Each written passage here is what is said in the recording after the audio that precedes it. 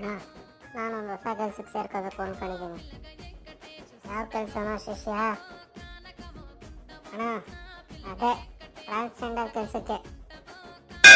ಟ್ರಾನ್ಸ್ಜೆಂಡರ? ನೀನೇನು ಮಾಡ್ತೀಯ ಅದು ಕೆಲಸ?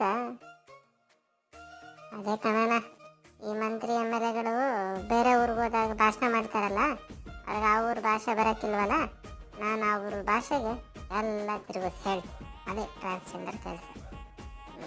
ನಿಮಗೆಲ್ಲ ಗೊತ್ತಾಗೋದು ಹೆಬ್ಬೆಟ್ಟು ನೀನು. ಟ್ರಾನ್ಸ್ಜೆಂಡರ್ ಅಲ್ಲ ಕಣೋದು, ಟ್ರಾನ್ಸ್ಲೇಟರ್ ಕೆಲಸ. ಹೆಬ್ಬೆಟ್ಟಂತೆ ಮಡಿಕೋ ಹೆಬ್ಬೆಟ್ಟನ ನೀನೆ.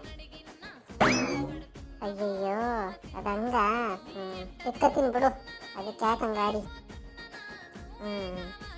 ನೀನು ಸುಂದ್ರ, ಇನ್ನೊಂದು ಕಟ್ಕೊಂಡು ಒಂದು ತಿರುಗು ಸುಂದ್ರ. ನೀವು ಅದೇನು ಭಾಷಣ ಮಾಡಿರೋ, ಅದೇನು ನೀವು ತಿರುಗಿಸಿ ಹೇಳಿರೋ